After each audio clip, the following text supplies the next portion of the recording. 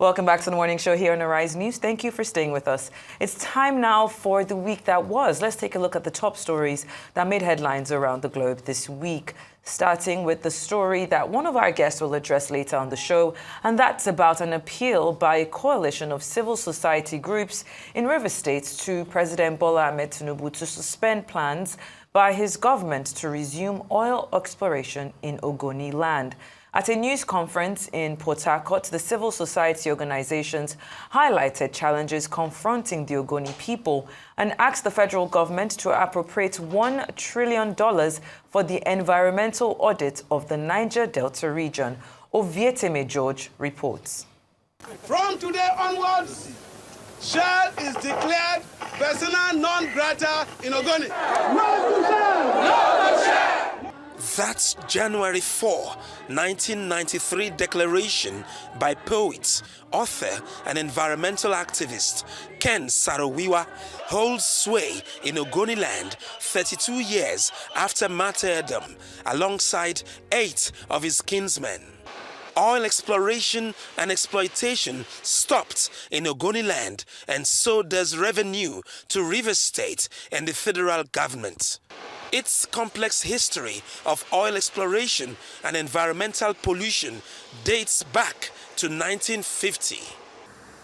Now meeting in Port Harcourt, the Rivers State capital, to discuss oil exploration in the Niger Delta region are leaders of over 10 civil society organizations.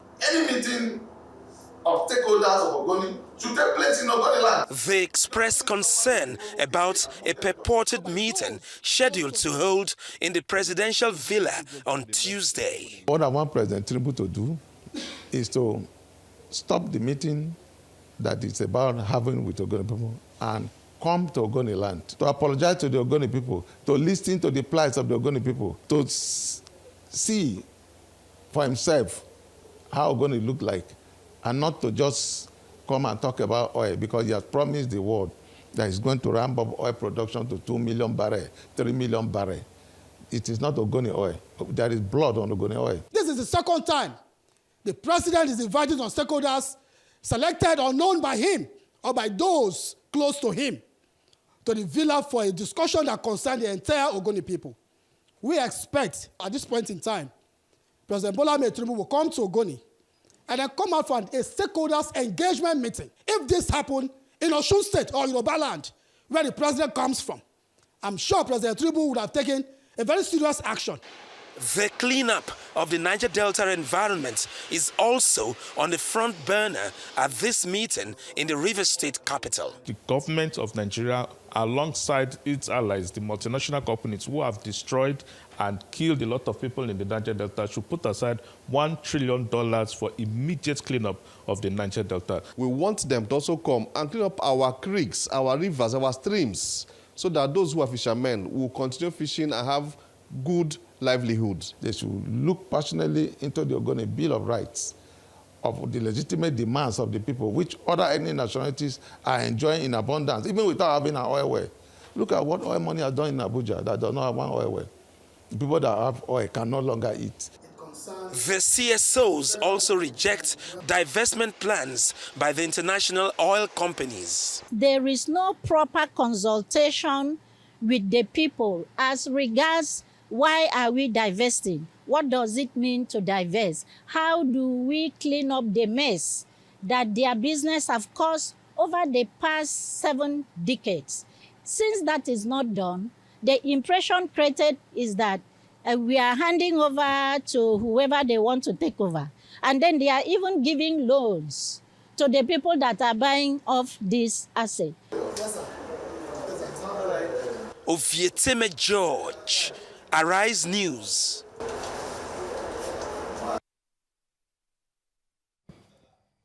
Well, this seems to be, a problem that the present administration has inherited. You know, this is something that has been, 30 plus years in the making. And I don't blame the CSOs for saying that, you know what, we want this cleanup expedited before, and even compensation before any resumption of all exploration in the land. And even I appreciate what, President Bola Ahmed Tinubu is doing, having this meeting, having these conversations. But with all the wealth that has been taken out of Ogoni land, you think about it like, what do the Ogoni people have to show for it? It goes way back to the 1960s, where Shell said to have gotten over 800, million barrels worth of crude oil, attributing to about 60% of, the crude from Nigeria alone between 1960 to the early 90s, if I'm correct. And what that cost, of course, we're looking at environmental degradation. We're looking at the harm of aquatic life, and even wildlife as well. Even look at the maternal rates, the maternal rates, so to speak. We have a situation where the people who are supposed to be enjoying the most, being the ones giving out the most wealth of the land, are the ones that are actually suffering. And we know what happened, with Ken Saro-Wiwa, as highlighted there by Ovietime George. Well, not just Ken Saro-Wiwa, what we refer to now as the Ogoni 8, who paid the ultimate price to make sure that I think it was the Bill of Rights, the Ogoni Bill of Rights was passed at that time. But eventually, what would happen is we didn't really see so much activity. I remember back in, I think it was in 2016, when there was actually an award that was put out in Netherlands, I believe, where Shell is, where the Shell company is resided. But that money didn't necessarily trickle down to the persons that need it. Now, at a point like this, I was looking at an article that was put out, I think just a couple of months ago, talking about HIREP, right? How much corruption went in, how much money was given to HIREP to be able to do this cleanup, to be able to actually help the Ogoni people get over this 50 plus years of degradation that has happened. But then again, as is with so many situations that has happened, be it in oil exploration and even other aspects of the economy, we continue to see constant corruption. Where did that money go to? So at a point like this, I agree with the CSOs. I agree with the people of Ogoni land that it's not just about these oil explorations and trying to, meet up the demand. What the figures that are coming in is that we have about 1 million plus barrels that are just on, standstill because of this pause that has happened thus far. It's about making sure that there's equity, making sure that there's fairness, and making sure that the Ogoni people and the justice that was denied is not justice delayed. Delayed or denied? Justice delayed. Justice delayed is not justice denied. I'm so sorry. Yes. I mean, the issues can be a bit confusing, and I agree with you. But what we can do is to continue to feed discord, is to continue to sound like it will be an impossible journey. And this is the reason why I think that, yes, both, we will look at what the CSOs are saying, because it's a good cause and it's a good fight that they are fighting.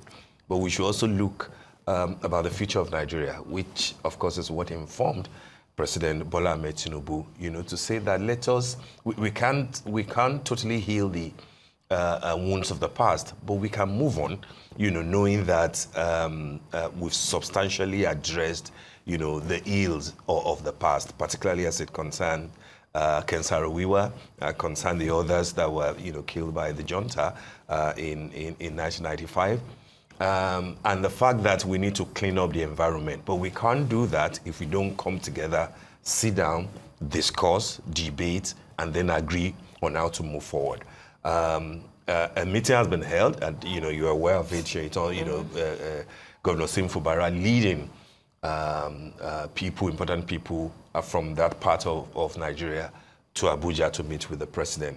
I think the former governor, now FCT minister, was also there. You will find this sort of pushback from many people who think that the list might not be complete. Maybe some people have been left out. In 2021, when former President Buhari attempted to do the same thing. You know, this is what we got. You know, people will. How many? We're talking. I think the population of Ogoni in Rivers State, people will say that it's more than 1 million or thereabout. How many people can you pick, you know, to represent them without having CSOs and different, cells and clusters saying that it is not representative enough? So I think that the job of Nuri Badu, the National Security Advisor, together with the NMPCL, to deal with this issue is well cut out for them. It will take a while. It will take a lot of persuasion, and it will take a lot of negotiation that you have to concede on a number of things. Don't forget that the issue with the Ogonis is not just about the fact that, now they remember that we've got oil, one of the largest concentration of oil wells in Nigeria. Now you want to come back because you are targeting 3 million barrels a day, and we can give you possibly more than 1 million, every day. But there are also political angles to it. The Ogonis are complaining about a kind of marginalization, even in Rivers State. They will tell you that no Ogoni man has ever been governor or deputy governor, and things like that. So it's a holistic thing. That's why they will say to you that who told Governor Sim Fubara that those are the representative, that will please us. So it's a multifaceted kind of situation that we are in. For me, I believe that it is not impossible, but we will go beyond just thinking, we have promised the world that we can ramp up production in Nigeria. Let's go talk to them. Let's pull a few people together, reach out to them, and then boom, we move on. It's not going to work like that. They will have to do more, but I'm hoping, of course, that Ribadu, as I said, can get certain, can get it done substantially. It's a long journey, but we must encourage them to do that which is needful, while agreeing. I mean, $1 trillion to clean up might be a whole load, even for how much is Nigeria making? But then, start to talk. How much is the 2025 how much budget? are we what? Start to talk the language that, the majority of the stakeholders will appreciate. I hope that President Tinubu will succeed on this one, but of course, it will not be at the expense or to the detriment of the people who are still bitter, who are still angry, who feel injured, and they must be compensated, in my opinion. Definitely. All right, meanwhile, Minister of Works David Umahi has alleged that a smear campaign is being run against his ministry in his quest to ensure standard quality of projects being executed. Umahi mentioned the Abuja-Kaduna Expressway contract and an allegation that it was awarded to a contractor with unverifiable credentials. Our Rice correspondent, Godfrey Eshemoge, sent in this report. This is a media briefing intended to set the record straight. The federal government of Nigeria allegedly re-awarded a section of the Abuja-Kano highway contract to InfoQuest Nigeria Limited, despite the company's inactivity on the Corporate Affairs Commission (CAC) database. This decision has raised concerns about the company's capacity to handle such a significant project, as it has not paid its statutory obligations and lacks a physical or digital presence based on investigations. The contract, valued at 252.89 billion naira for a 119-kilometer stretch of road, was previously held by Julius Berger, but was revoked due to cost disputes. The Bureau of Public Procurement (BPP) defended the decision, stating that the approval followed due process. The Works Minister is now clearing the air on the allegation, contract, and company that eventually won the bid. Somebody went and registered a company called InfoQuest. The company that we recommended for the job is InfoQuest.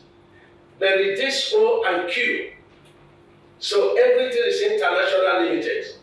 So the InfoQuest is what the Daily Trust is talking about. We didn't give our job to InfoQuest.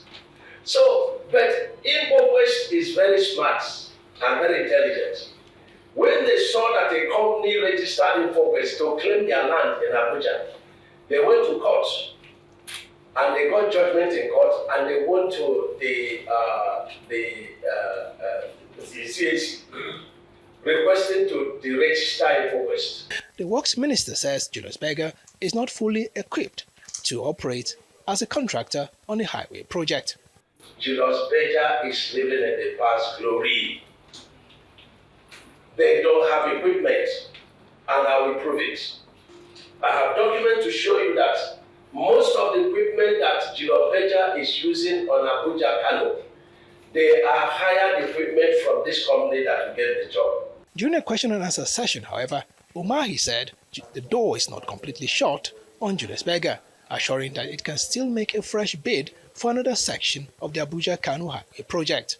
We are in procurement of section 2, which is 82 kilometers by 2, which is 164 kilometers. If they put their 3.12 to BPP, and BPP approves it, and they have concrete paper, at least 2, to be sure that they will finish the job in 14 months, we are bound by the BPP decision. The minister says the previous job done along the Abuja-Kaduna highway by the contractor that lost the bid are already falling apart, as he insists on quality in contract execution in the country. Godfrey Eshamoge, Arise News. All right, between InfoQuest and InfoWest International Limited lies a gentleman called Dave Umahi. I mean, it's interesting how he likes to, go on TV to defend stuff, and I do not begrudge him on the explanation that he has given so far. But, like most Nigerians, people will remember his explanation on the Lagos-Calabar Coastal Road, and all the brouhaha on whether environmental impact assessment was gotten, whether it passed through due process and stuff like that. He likes to rush to the media, to clear his name and stuff. I hope that in a few weeks or months, we won't come back like he did, went back on Lagos, Calabar Coastal Road to give excuses. I wonder what CAC is doing in all this, InfoQuest, InfoWest, 268 billion naira worth of contract, and we're talking of obscure company, not obscure company. It sounds silly to me, in all of this, justify what you need to do. All this idea of Julius Berger is living on past glory and stuff. InfoWest is providing their equipment. Just go straight to the point. If you have recommended them for contract, carry on. If you are going to sue a Daily Trust or you are trying to sue them, carry on so that they can defend themselves. But this idea of raising your hands as if you were showing us documents, like we were palm readers to read from your palm or something, I didn't get that point. What did you forget? To bring the document. So if you are going to sue them, do so. But the idea of going to a press conference to say, go and apologize in 5 newspapers, that's not how it is done. Apologize to me, okay, fine. But then go and apologize to 5 people. You must have written them formally, and I didn't hear that from all the epistles that he dished out at that press conference. So for me, it's not a big deal.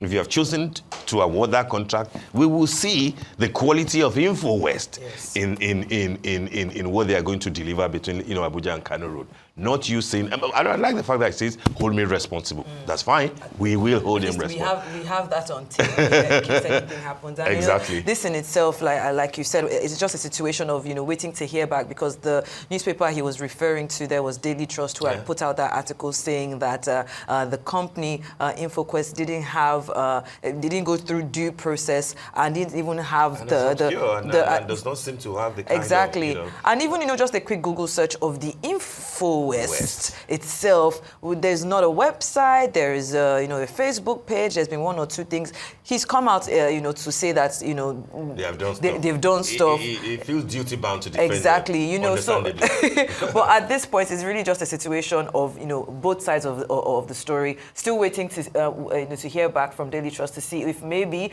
there's something else that they found out that made them go ahead with this particular story.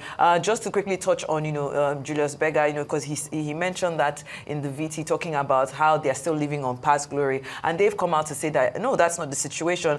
They're claiming that his request for contract reviews has stemmed from volatile naira, from inflation and fluctuating exchange prices. So that's the reason why, because he said that the negotiations went on for about 40 months, and we know in that space of 40 months, how much the Naira in itself has depreciated, not to come to their defense, but to just, make sure we give all sides of the story. So we'll just keep our fingers crossed and actually see if this road project is completed in time. And you don't need to give Julius Berger or anybody any contract. But then you don't need to verbally attack them, and be accusing them of living on past glory just because they raise some issues. That's not how a minister should talk, in my opinion.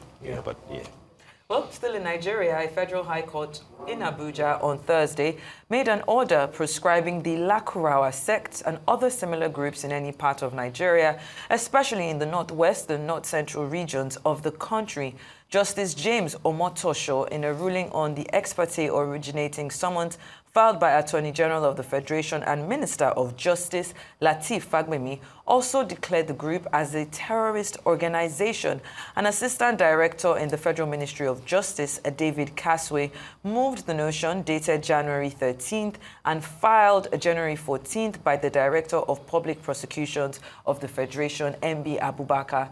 In the affidavit in support of the originating summons deposed to Michael Akau, a litigation officer in the Department of Public Prosecutions of the Federation, he said that he had the consent of the director of the PPF to make the averments. Akawu also said that Lakurawa sect had been involved in acts of terrorism, including cattle roasting, kidnapping for ransom, hostage-taking, attack on top government officials and security personnel, and a lot more in Nigeria.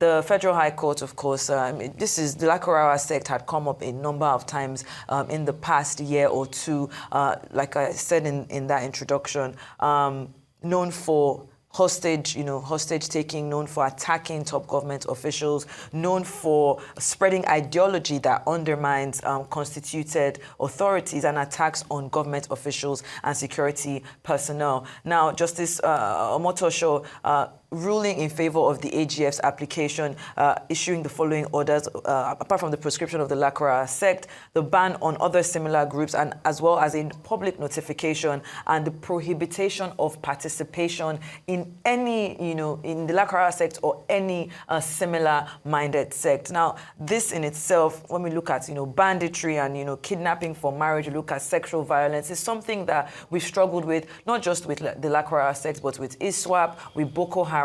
And this is a situation now that has, come to, I won't say come to limelight because it's been there for a long time, but now that they have been named as a proscribed group in itself, I do hope that it's not just something that is on paper, but we actually continue to see the military, continue to see our security apparatus doing, what they can to make sure that we reduce the level of banditry in the north and even in the northwest. It's a good one. We must all applaud what Justice James Omotosho has done. And of course, what, the effort of the Attorney General of the Federation, Lateef Fagbemi, it's a radical departure from the past. If you recall, sadly under Buhari, it took a while, a long while before many of these things, Boko Haram, etc., were proscribed and then described as terror organizations. This is a move in the positive direction, and I hope that this will give our military the necessary boost to go after not just only Lakurawa but any other terror organization, to deal with them decisively and wipe them off our territory. They've caused enough harm, they've caused enough damage, and when you have a ruling like this, it can only galvanize, our military to do the needful. So for me, it's congratulations to the Attorney General, and I do commend Justice Omotosho for this beautiful one. We proceed. The Director General of World Trade Organization, Dr. Ngozi Okonjo-Iweala, has been presented with the 2024 ThisDay Award for Woman of the Year. She was presented with the award by Prince Nduka Obagbena, founder and editor-in-chief of ThisDay Arise Media Group in Davos, Switzerland, at the conclusion of this year's World Economic Forum. To the glory of God, it's an honor and privilege in Davos today to present on behalf of the audiences of Arise News Channel around the world, on behalf of the readers of ThisDay newspapers, commemorating our 30th anniversary, celebrating the tough and resilient, to present our Woman of the Year award to an uncommon African who is carrying the African flag around the world, showing that the African century is upon us. It's a privilege to present our 2024 Woman of the Year award to the Right Honorable Head of the World Trade Organization, Ngozi Okonjo-Iweala. Wow. Thank you so much. To the indomitable Ndoka Obagbena, who one of the most creative people I know on the continent, and the founder of both Arise and ThisDay. I want to thank you for taking the trouble in this very cold weather to present me with this award. I'm very grateful to ThisDay for this recognition and to all the audiences who have supported this. This is not the first time I've received a ThisDay award. When I was finance minister, you also recognized me as finance minister of the year. But this is very, very, very special. And I promise you, I don't take it lightly. I will continue to do my best to try and represent the country and the continent the best way I can, and to make sure that the dividends of development also flow our way. So Absolutely. Thank you for that. God bless you, God keep you, to the glory of God in Davos today. Amen. Thank you. Thank you so much. Thank you. It's so beautiful. Yeah. It's a special eagle. Yes. On the wings of the eagle we shall fly. And our nation will also fly on the wings of an eagle. Absolutely. In the meantime, we're excited to share with you that Arise News sister organization, ThisDay newspaper, Nigeria's foremost newspaper of record, marked her 30th anniversary last Wednesday, January the 22nd. To mark the occasion, the publication has already set out to honor some of Nigeria's tough and resilient persons and institutions in selected fields of endeavor on Monday, January 27th. The first of those awards you must have seen there, presented to Director General of the World Trade Organization, Dr. Ngozi Okonjo-Iweala in Davos by Prince Nduka Obagbena, founder and editor-in-chief of ThisDay Arise Media Group. Arguably Nigeria's most influential and innovative print medium, ThisDay first started publication as a weekly on January 22nd, 1995, before transforming into a daily newspaper barely 2 months later. In its 3 decades of trailblazing and robust journalism, ThisDay has without doubt shattered the myths and norms associated with newspaper production and publishing in Nigeria. Wow, I have to say, congratulations to ThisDay, our sister company, and also congratulations, 30 years. 30. And congratulations to us as well. Arise News are going to be turning 12 on February 4th of this year. Yeah. 12 years of purpose and impact. And, you know, this particular, when we look at 30 years of ThisDay, we look at, Prince Nduka Obagbena, CON, who said, you know what, 30 years of this, I'm not going to just focus on ThisDay. We're going to look out and look at those people who in the past year, like the theme says, when the going gets tough, the tough gets going. So it's about rewarding, those who have been resilient. And I couldn't think of anybody better, like you saw in that video, to be our Woman of the Year, Ngozi Okonjo-Iweala. She's an amazing person, a role model to young women and even old women, everywhere. And I just want to, use the opportunity to just, wish everybody in ThisDay and Arise News, not just the chairman, but everybody, the columnists, the editor-in-chief, the writers, the journalists putting the stories together. Here in Arise News, the cameramen, the producers. It takes a village, and I'm so proud to be part of such an organization. We do know that if you've ever met Prince Nduka Obagbena, he's one person. He's a creative to the core. He's always thinking about the next best thing, thinking about how to put Nigeria on the map and to put Africa on the map. And I am so glad to be part of such, a beautiful legacy. I can't wait for Monday. I can't wait to see my co-host on Monday. I know you're gonna give us your favorite suit on your best suit on that day. There's going to be so many important individuals there who are going to be rewarded for their hard work, and I honestly just can't wait. Suit is the dress code for Monday? Black tie. What you say? Black tie. Yeah. I mean, very well said, Shaitan. Congratulations to Dr. Ngozi Okonjo-Iweala, who's making everybody proud. Making Nigeria proud. On the world stage. Fantastic woman, without a doubt. And of course, congrats to the publisher, the editor-in-chief, and the pastor. Because I saw a pastoral, evangelical bent, to those prayers and to those, fine, beautiful words expressed, right in the code, of Davos. And I like the eagle design, flying on the wings of eagle, as Dr. Ngozi Okonjo-Iweala said. Beautiful, beautiful moment, for everybody. I've been receiving plenty calls, plenty requests for invitation for Monday, at the time that people are saying, are they going ahead with the of course it will be with the bank. Should we begin to reveal, this sort of special, okay, you have to be there. Okay, but congratulations to Arise TV, proud to be part of this, journey, fantastic, organization. And of course, big 30 boosters for this day.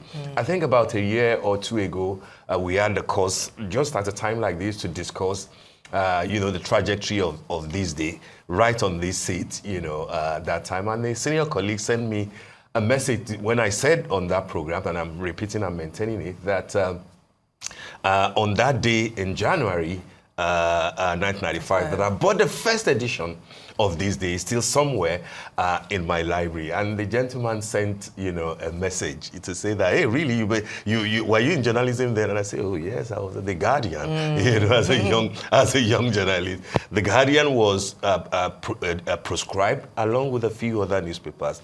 And then This Day came out, and we saw the beauty, the radical departure from the normal designs, and then so the paper has maintained that. After 2 months when it went daily, that was first the weekly edition, and then it went daily. 30 years ago, This Day still there. We're still here, and we're proud of what that newspaper has become. Whether you are contributing from outside or you're a reporter, or you've had something to do with This Day. Is rich lineup of editors, reporters, fantastic stories. I think that they deserve some kudos. 30 boosters, like I said. And I think on Monday, many of them should also be on that stage who have contributed to making the paper, the newspaper of record. Congratulations to everybody, but of course, in particular, to Prince Nduka Obagbena. Yeah. All right. Well, President Donald Trump was inaugurated for the second time this past Monday, becoming one of just 2 U.S. presidents to return to the White House after losing re-election 4 years earlier. Trump said the United States will rename the Gulf of Mexico, enrich Americans with the proceeds of tariffs, and recognize male and female as the only genders in the memorable post-swearing speech. While 3 inaugural bills were simultaneously taking place to celebrate U.S. President Donald Trump's new presidency, Trump signed sweeping executive orders into power. Among them is the full pardon for nearly all of the 1,500 January 6th rioters. Many are expected to be released within hours, with a record forming outside the jail in Washington, D.C., where the defendants are being held. Arise News international correspondent Adefemi Akisoya has this report. From this moment on, America's decline is over. And so it begins, Donald Trump delivering his first speech since his swearing in.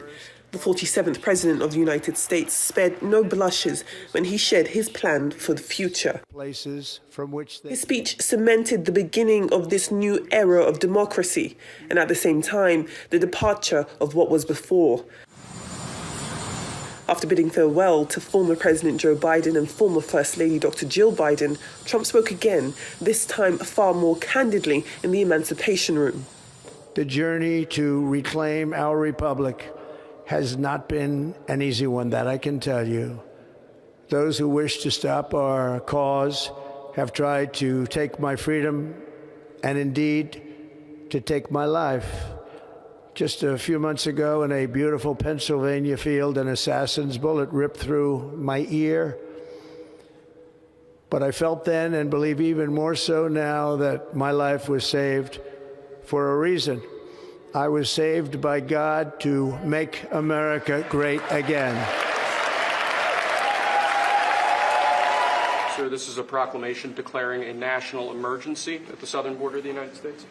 And then, true to his word, Donald Trump got to business, signing some 200 executive orders covering immigration, birthright citizenship, and most notably, the January 6th insurrection. Nearly all 1,500 of them have been pardoned in a sweeping move that caught many by surprise, including Nancy Pelosi, who took to social media to say the order was an outrageous insult to the U.S. justice system. Nevertheless, crowds gathered outside the jail in Washington, D.C., where rioters are being held. And the engagements continued on Trump's first night back in power. At the Commander-in-Chief inaugural ball, the first of 3 balls taking place simultaneously in Washington, D.C., the new president and his first lady danced together with the new vice president and the new second lady. And as they dance the night away, their moves mirror the first steps in this new journey towards building an America first for the second time. Adefemi Akisoya, Arise News, Washington, D.C. Trump is back. He's back. Saved by God to make America great again. That's according to Donald J. Trump. Beautiful moments there in terms of, the ceremony that brought him back to power. I think that the first 1 week of Trump has left no one in doubt that he meant what he promised he would do. And I think that that's the thing, the clear thing about him that made those who supported him, stick with him. If he says this is where I'm going, most likely 8 or 9 times out of 10, that's where he will go. Unlike establishment politicians who tend to, be comported, speak, a few lies here and there, just to look good. But Trump says it as it is. You may not necessarily agree with most of his postulations and policies, but then those are they're not new. Those are the things that he said that he will do. And for me, I like the energy that he has brought into it at 78. The oldest president ever, in America. First day that he was inaugurated, went straight to office, signed, executive orders. He even had like a table. Yeah, right there on exactly stage. before now going into the into the White House. Has been to North Carolina, has been to California. Spoke to Webb, via a video and everything. And you see that every day this is an American president who's prepared to do what he promised that he would do. As I said, it's a different ball game to begin to dissect, to begin to tear apart, the things that he is doing, which he promised that he would do. But for me, I think that this is a man of history. How history will record him at the end of his second term may be another story entirely. But then a man who came on a popular mandate against all odds. 2 attempts on his life against the establishment, who at a point said that he would never be president. And then he didn't just win with the Electoral College, he won the popular vote, cleared all the 7 swing states, the highest black votes ever by a Republican president While all in of 48. this being a convicted felon? Absolutely. So the story for me is totally something out of Disney, because that's Trump. I take him for who he is, and I have an inkling that if he performs well in terms of the economy and then keeps America safe, on the other hand, I think that many of his successes might be overlooked by those who voted for him. Those who do not like him will not necessarily like him. They may not even, applaud anything that he does well. But as I said, this is a man of history, whether you like it or not. But then how history will record him at the end of 4 years will be a subject of debate. But congratulations to President Donald Trump. Some people do admire you in one way or the other. Well, President Donald Trump definitely has redefined what we call hitting the ground running. On his first day, he got so busy. In less than 24 hours, he pardoned about 1,500 January 6 rioters. He promised to terminate the recognition of automatic birthright citizenship, even though that in itself has been put on pause, because then it's not something that it should be challenged, because it's not all the way to the Supreme Court. All the way to definitely to the Supreme Court. It's not something that can just be done by just signing an executive order. He withdrew the United States from the World Health Organization. He revoked a 2023 executive order signed by Joe Biden that sought to reduce the risks that artificial intelligence poses to consumers, workers, and national security. He's also asked federal workers to return show up in person, not working from home, and revoked protections for transgender troops for Joe Biden. And finally, one thing that has really, is trending now is that the U.S. will now only recognize two U.S. genders, two genders, which is male and female. There are only two genders. Hey, in the U.S., before he came into power, that was not the case. But just like my co-anchor has said this morning, he's definitely someone who stands out in the history books, and against all odds, against all challenges, was able to come up on top. And I'm really curious. I'm definitely going to be sitting front row, popcorn in hand, watching this presidency.